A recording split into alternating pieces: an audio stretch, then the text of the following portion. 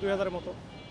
তো ওনারা সকাল থেকে ছিল কেন্দ্রীয় শহীদ মিনারে, ওখানে আমরা কিছুই বলি না, আমরা বলছি ঠিক আছে, ওরা ওদের আন্দোলন বা দাবি দেওয়া আছে চালাক।